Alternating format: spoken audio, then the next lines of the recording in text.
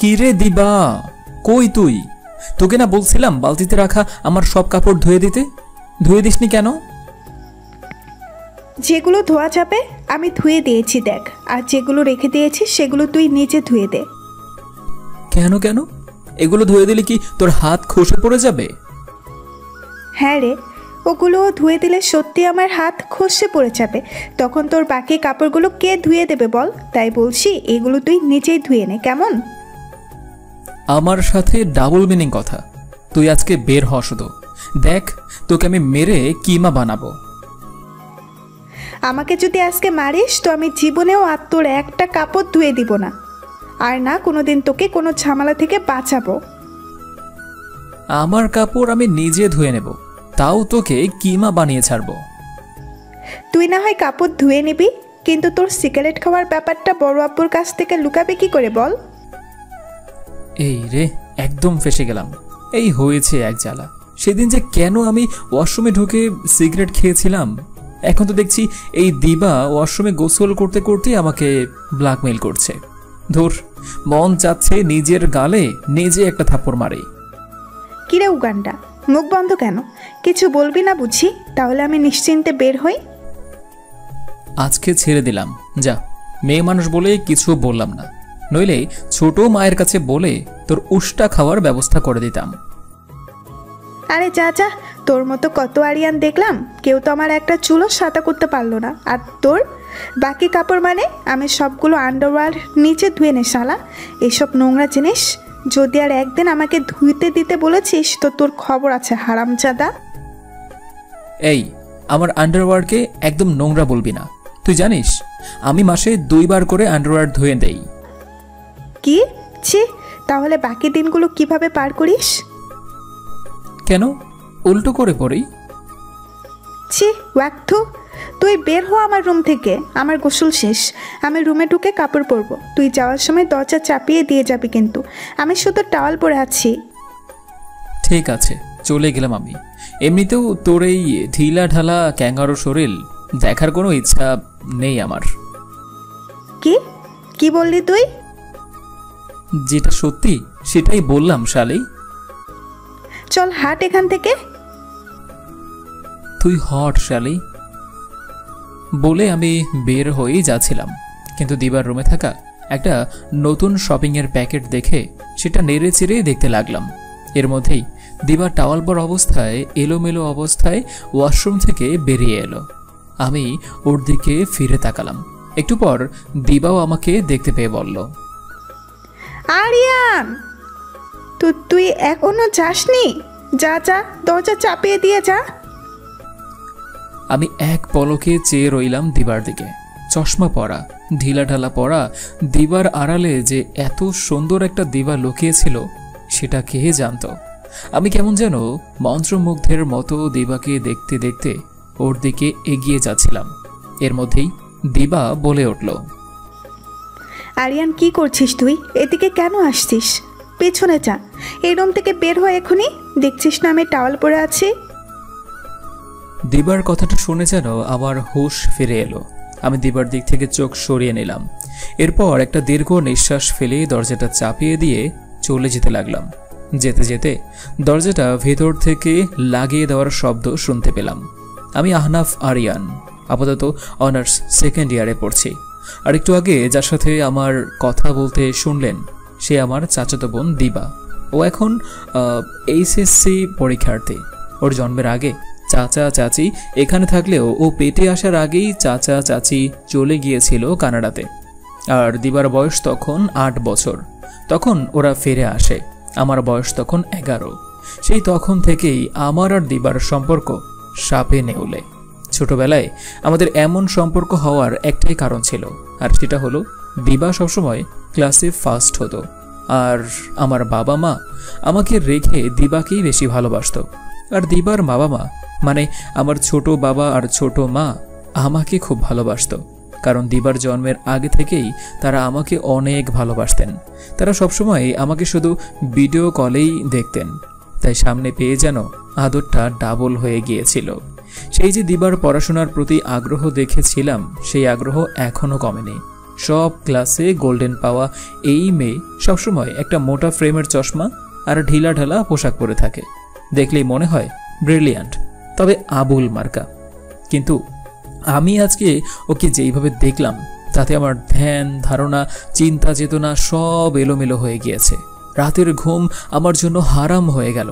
আমি দিবাকে এই অবস্থায় দেখার পর চুপচাপ আমার রুমে এসে শুয়ে পড়লাম, কারণ এই ফিলিংসকে কন্ট্রোল করার জন্য একটা মাত্র উপায়, আর তা হলো ঘুম। একটু পর আমি দিবাকে আবারও এভাবে দেখতে পেলাম, আর এবার আমি দিবার দিকে এগিয়ে যাচ্ছি। কিন্তু এবার দিবার গলার আওয়াজ না শুনতে পেয়ে কেন জানি আমি আমার মা জননীর গলার আওয়াজটা শুনতে পাচ্ছিলাম। তবু আমি সেই গলার স্বরকে ইগনোর করে দিবার দিকে এগিয়ে যাচ্ছিলাম। ঠিক তখনই আমার পশ্চাৎ দেশে খুব জোরে ব্যথা অনুভব করে চিল্লিয়ে ঘুম থেকে উঠে বসলাম। উঠে দেখলাম আমার সামনে আমার ব্যাডমিন্টন র্যাকেটটা হাতে নিয়ে একটা মেয়ে দাঁড়িয়ে আছে। আমি অস্পষ্ট গলায় উচ্চারণ করলাম, দিবা, দিবা রে, কই গেলি তুই? তুই এত সুন্দর তা তো আমি আগে জানতাম না রে দিবা, কই তুই? তখন আমার মা জননী কানটা টেনে ধরে আমাকে বললেন, হারামজাদা, কখন থেকে ডাকছি, কানে কথা যায় না তাই না? আমার মানিব্যাগে 500 টাকা রেখেছিলাম, সেটা কোথায় গেল শুনি? আমি কি করে জানবো? আমি তো দিবাকে নেইনি, থুকু, টাকা নেইনি। তুই না নিলে কে নিল বল আমাকে? তোর মতো অকর্মা ছেলে থাকতে কি আমার ঘরে বাঘ ঢুকেছিল ওই টাকা নিয়ে যেতে? আমি সত্যি বলছি মা, আমি টাকা নেইনি। আর আমি কখনো তোমার ব্যাগ থেকে টাকা নিতে পারি বলো? এর আগেও 2 বার 500 টাকা করে নিয়ে গেছিস, আবার এখন বলছিস নিসনি? দাঁড়া বাদর ছেলে, আজকে তোর একদিন কি আমার একদিন। ও ছোট মা গো, বাঁচাও আমাকে। আমার মা জননী যে তার একমাত্র ছেলেকে র্যাকেট পেটা করে মেরে ফেললো গো। আজকে তোর ছোট মা আসলে তাকে সহ এই র্যাকেট দিয়ে 2 ঘা দিব। সবসময় তোকে আমার মায়ের থেকে বাঁচাই শুধু। ওগো আমার ছোট মা জননী, তুমি কোন ঘরে গো? বের হয়ে এসো, আমাকে বাঁচাও গো। ওগো আমার সেকেন্ড মম গো। এটা বলে চিল্লাতে চিল্লাতে আমি রান্নাঘরের ভিতরে ঢুকে ছোট মায়ের পিছনে লুকিয়ে পড়লাম। নির্মলা, আজকে যদি তুই ওকে আড়াল করেছিস তো তোকেও কিন্তু 2 ঘা দিয়ে দিব বললাম। তুই জানিস এই ছেলে কি করেছে? আমার ব্যাগ থেকে পুরো 50 টাকা নিয়ে নিয়েছে। আচ্ছা বড় ভাবি, তুমি 1 মিনিট দাঁড়াও, তারপর না হয় ওকে মেরো, আমি বাধা দেব না। কিন্তু আগে 1 মিনিট আমাকে ওর সাথে কথা বলতে দাও। বল কথা, যত ইচ্ছা বল, কিন্তু আজকে যদি ও টাকা বের করে না দেয় আমি ওকে একদম। হ্যাঁ ভাবি, থামো তো। আচ্ছা আরিয়ান বাবা, আমার লক্ষ্মী ছেলে, তুই টাকা নিয়েছিস বাবা? ছোট মা, আমি সত্যি বলছি, আমি টাকা নেইনি, বিশ্বাস করো তুমি। মা শুধুই আমাকে দোষ দিচ্ছে। তখনই বাবা এসে বলে গেল যে টাকাগুলো নাকি মায়ের ব্যাগের ভেতরেই আছে। এই কথা শুনে তো আমি ছোট মায়ের পিছন থেকে বেরিয়ে এলাম। এসে মাকে এটা সেটা বলতে লাগলাম। মা আমাকে আরও 1 ঘা বাড়ি মেরে চলে গেল। আমি গায়ে হাত বুলাতে বুলাতে রুমে এসে শুয়ে শুয়ে আবারও দিবার কথা ভাবতে লাগলাম। একদিন দিবা ওর রুমে বসে পড়ছিল, তখন আমি ওর রুমে যাই ওকে দিয়ে একটা অ্যাসাইনমেন্ট কমপ্লিট করানোর জন্য। এই দিবা, আমার এই অ্যাসাইনমেন্টটা একটু কমপ্লিট করে দে তো। তুই রেখে যা, আমি পরে করে দিচ্ছি। না না, আগে তুই কর, আমি এখানেই বসছি। তোর তো নিজের পড়া কমপ্লিট করতে 2 ঘন্টাও লাগে না, আমার তো অনেক সময় লাগে। প্লিজ প্লিজ আগে আমারটা করে দে। উফ, তুই আমাকে জ্বালিয়ে খেলি। ঠিক আছে দে, আগে তোরটাই করে দিচ্ছি। দিবা আমার হাত থেকে অ্যাসাইনমেন্ট পেপারগুলো নিয়ে কাজ করতে লাগলো। ঠিক তখনই হঠাৎ করেই কারেন্ট চলে গেল। আমি বললাম, কিরে চার চোখ, এভাবে অন্ধকারে বসে থাকবি নাকি? একটা মোমবাতি তো জ্বালাতে পারিস নাকি? আরে মোমবাতি তো আছে আমার কাছে, কিন্তু ড্যাশ লাইট এর কাঠি শেষ হয়ে গেছে, কি দিয়ে জ্বালাবো আমি? কেন কেন, তোর রূপের আগুন দিয়ে জ্বালা। সেদিন তো দেখলাম তোর রূপের আগুন। শয়তান ছেলে, জুতা খুলে বাড়ি মারবো। তুই তো আস্ত একটা বিড়িখোর, তোর কাছে তো ড্যাশ লাইট থাকার কথা তাই না? দেশলাই নেই, তবে গ্যাসলাইট আছে। তো সেটাই দে না বলদ, এতক্ষণ যাবৎ অন্ধকারে বসে আছে। দিবাকে গ্যাসলাইটটা দেওয়ার পরে মোমবাতি জ্বালানো। আমি তখন আমার মোবাইল ঘাটাঘাটি করছিলাম। হুট করেই আমার চোখটা দিবার চশমা পরা চোখের দিকে গিয়ে ঠেকল। দিবা খুব ব্যস্ত ভঙ্গিতে অ্যাসাইনমেন্টের লেখাগুলো লিখছে। ওর কপালে বিন্দু বিন্দু ঘাম ঝিলিক দিয়ে উঠছে। সেই ঘামের ফোঁটাগুলো আস্তে আস্তে ওর গাল গলা ছুঁয়ে দিয়ে ওর ঢিলা জামাটার ভেতরে চলে যাচ্ছে। লম্বা খোলা চুলগুলো নিয়ে হাত খোপা করে নিল দিবা। তারপর আবার লেখায় মনোযোগ দিল।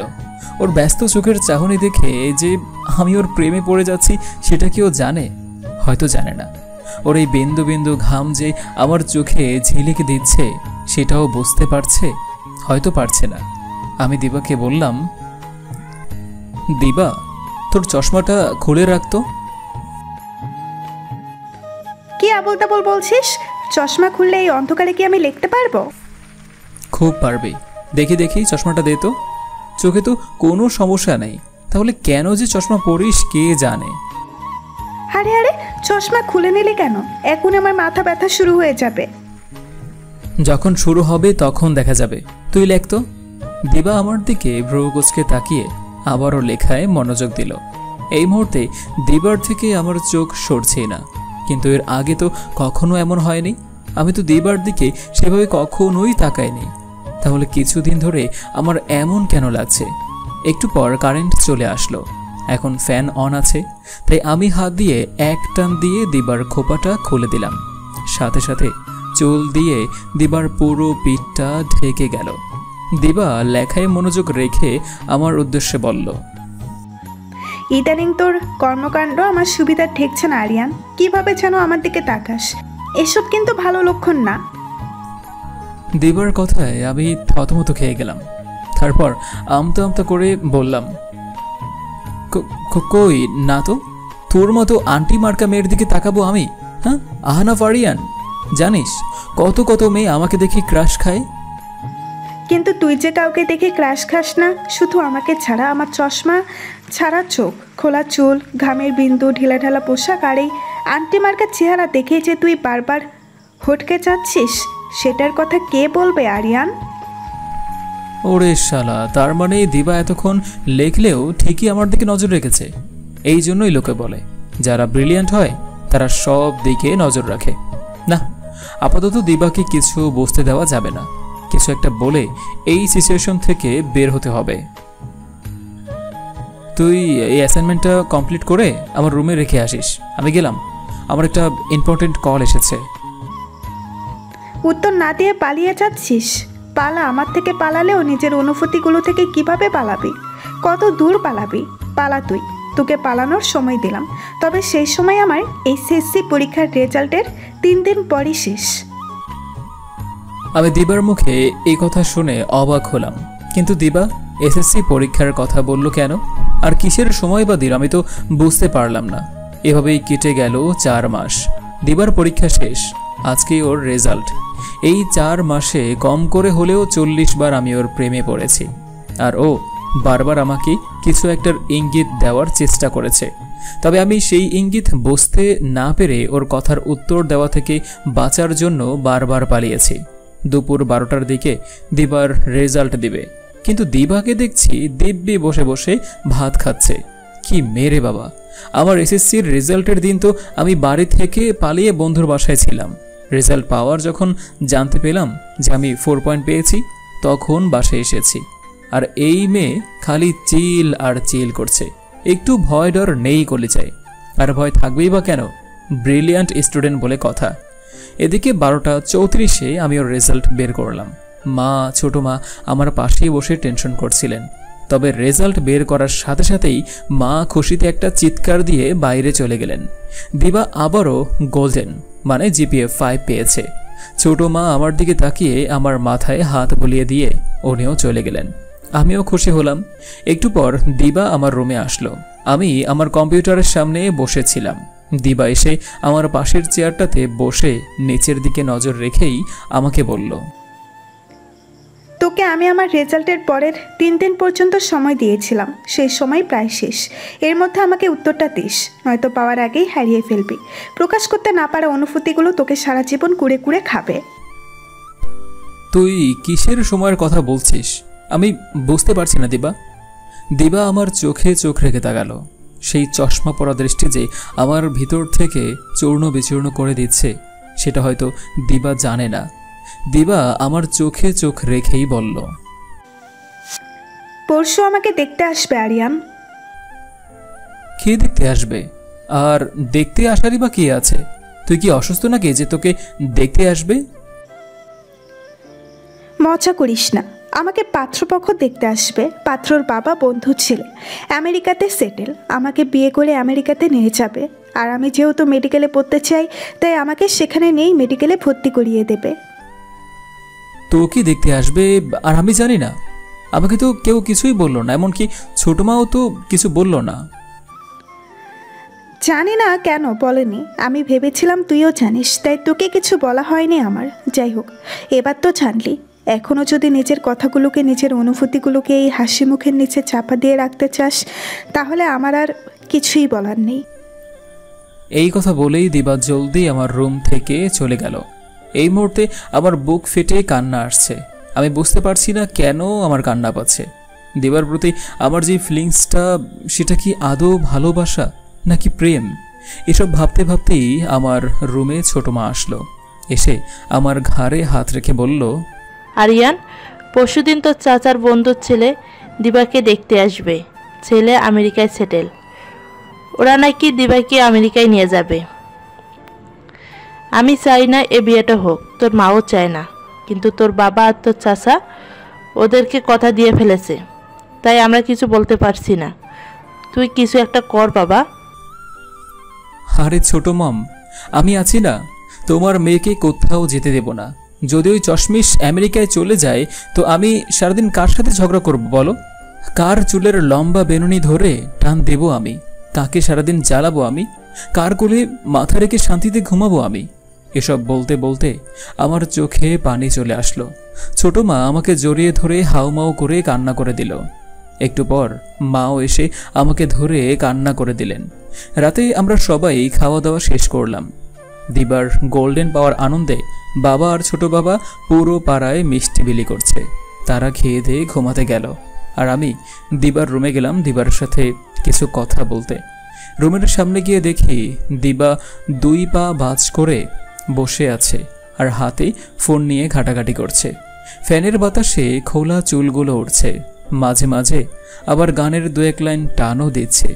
আমার মন চাচ্ছে সময়টা এইখানেই থেমে যাক, দিবা এভাবেই খোলা চুলে বসে থাকুক, আর আমি এভাবেই ওকে দেখতে থাকি।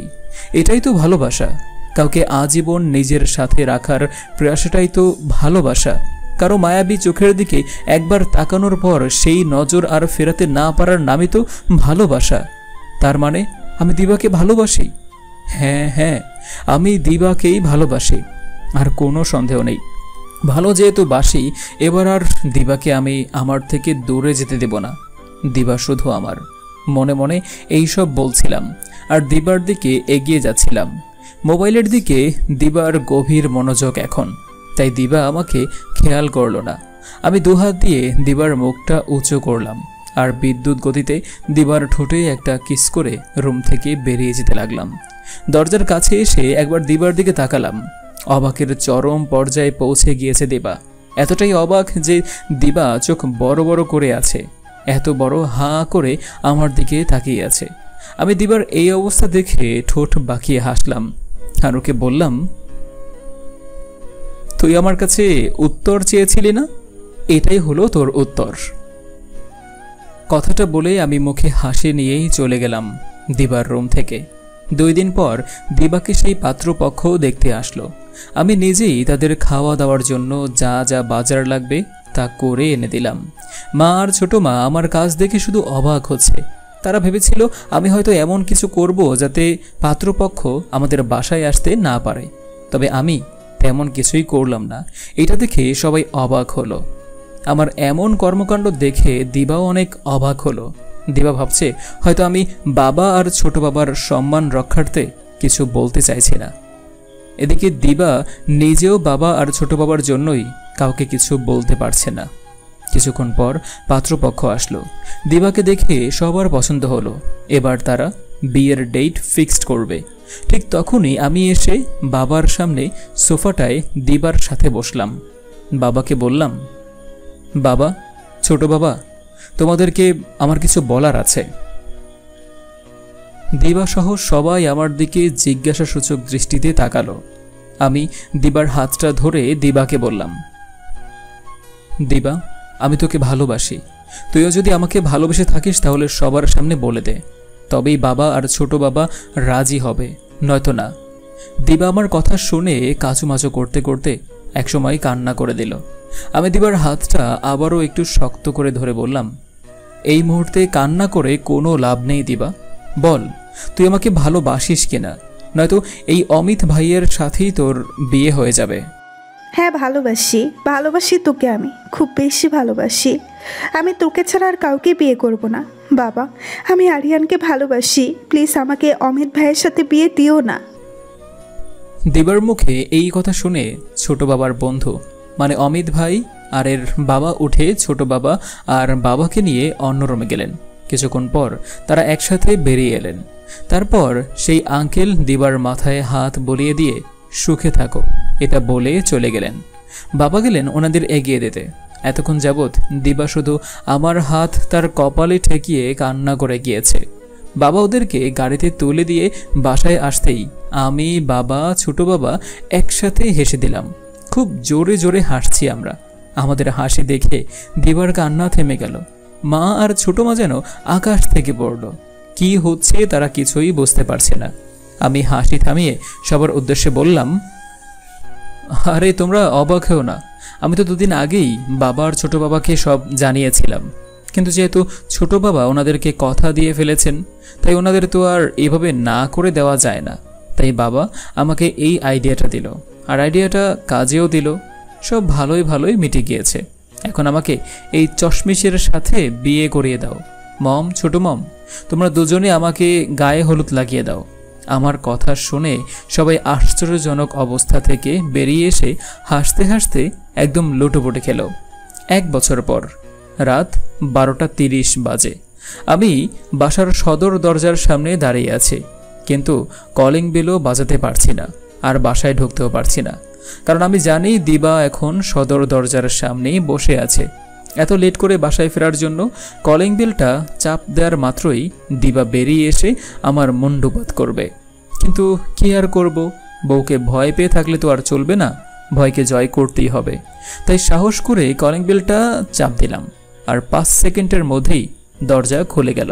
আর ভেতর থেকে বেরিয়ে এলো জলজন্ত আগুনের গোলা, মানে আমার একমাত্র চাচাতো বউ, থুকো, আমার বউ দিবা। দরজাটা খুলেই আমার শার্টের কলার ধরে টেনে আমাকে ভিতরের দিকে ছুঁড়ে মারলো। তাল সামলাতে না পেরে আমি হোঁচট খেয়ে একদম সোফার ওপর পড়লাম। দিবা দরজা লাগিয়ে দিয়ে এসে আমার সামনে দাঁড়ালো। আমি সোফায় বসা, আর দিবা আমার সামনে দাঁড়ানো। ও ক্রমাগত আমাকে বকেই চলেছে। আরিয়ানের বাচ্চা আরিয়ান, কতদিন বলেছি যে এত রাত করে বাসায় ফিরবি না। সারাদিন আমি থাকি হাসপাতালের রুগীদের কাছে, তাদের এই রোগ সেই রোগ শিখতে শিখতেই আমার জান কয়লা হয়ে যায়। রাতে আশা করে বসে থাকি যে তোর সাথে বসে 2টো ভাত খাবো, তোর বুকে মাথা রেখে ঘুমাবো, আর তুই শিয়াল মাইরা বিকালে বাসায় ফিরিস। প্রতিটা দিন এমন লেট করে বাসায় আসিস। এত করে বুঝিয়ে বলি, তোর কানে যায় না আমার কথা? এতই যখন বাইরে বাইরে থাকার হাউস, তাহলে আমাকে বিয়ে করলি কেন তুই? ওই অমিত ভাইয়ের সাথে আমার বিয়ে হলেও আমি সুখে থাকতাম। বাংলাদেশে বসে বসে ঝগড়া করার চেয়ে আমেরিকায় বসে বসে ঝগড়া করা অনেক ভালো। শালা, তোকে কিছু বলি না বলে তুই বহুত পার পেয়ে গেছিস। এরকম আরো হাজার হাজার কথা বলছে দিবা। ওনাকে আমাকে কিছু বলে না, তাই আমি পার পেয়ে গিয়েছি। কথাটা শুনে হাসি আসলেও সেই হাসিটা চেপে গিয়ে আমি সোজা হয়ে দাঁড়িয়ে পড়লাম। আমার জিম করা পেটানো বডির কাছে দিবার এই ছোট্টখাটো নরম দেহটা নিতান্তই তুচ্ছ। আমি ওর 2 হাত ধরে ওকে উঁচু করে তুললাম, আমার সমান সমান করলাম। তারপর বললাম, আমি আমার চেয়ে খাটো মানুষের সাথে ঝগড়া করি না, তাই তোকে একটু উপরে তুলে নিলাম। এবার বল, কি যেন বলছিলি? অমিত ভাইয়ের সাথে বিয়ে হলে ভালো থাকতি, তাই না? আমাকে ছেড়ে আমেরিকায় গিয়ে থাকতে পারতি তুই। ওফ, নামা আমাকে। বাদর ছেলে, একটু ঝগড়া করতে আসলেই নিজের এই লম্বা আর জিম করা বডি দিয়ে আমাকে ভয় দেখাস, তাই না? নামা বলছে আমাকে, নামা। তুলেছি যখন, তখন একেবারে রুমে নিয়ে গিয়েই নামাবো বলেই আমি দিবাকে আমার পাজাকুলো করে তুলে নিলাম। দিবা প্রথমে নামার জন্য ছটফট করলেও পর মুহূর্তেই আমার ঘাড়ের পেছন দিয়ে নিজের হাত নিয়ে আমাকে জড়িয়ে ধরলো। আমিও হেসে দিয়ে ওকে নিয়ে রুমের দিকে চললাম। মেয়েটা বড্ড পাগলি, ভালোবাসার কাঙ্গাল। আমি একটু ভালোবাসলেই সব ভুলে আমার কাছে নিজেকে সঁপে দেয়। বড্ড ভালোবাসি এই মেয়েটাকে। আমি রুমে নিয়ে গিয়ে ওকে বিছানায় শুয়ে দিলাম। তারপর আলতো করে ওর কপালে একটা চুমু এঁকে দিলাম। এতেই ও আমাকে জড়িয়ে ধরে কান্না করে দিল। আমি বললাম, এই পাগলি, কান্না করছিস কেন? আমি আছি তো, সারা জীবন থাকবো। আমি কোথাও হারাইনি তো, দেখ তোর কাছেই আছি আমি। তুই কেন আমাকে এত জ্বালাস? বুঝিস না আমি তোকে কাছে চাই, ভালোবাসতে চাই? বোঝে তো, আমার পাগলিটা যে আমাকে বড্ড বেশি ভালোবাসে সেটা তো আমি জানি। কচু বুঝিস। জানিস আমি স্বপ্নে কি দেখেছি? কি দেখেছিস? আমি দেখেছি তোর আর আমার খুব কিউট একটা বাবু হয়েছে। ও মা, তাই নাকি? খুব কিউট বুঝি। আচ্ছা, বাবুটা ছেলে নাকি মেয়ে? অবশ্যই ছেলে। আমাদের একটা ছেলে বাবু হবে, একদম তোর মতো কিউট। মোটেই না, আমাদের একটা মেয়ে বাবু হবে, আর সে একদম তোর মতো ডাক্তারনি হবে। ডাক্তারনি। আমি মানছি না, ছেলেই হবে।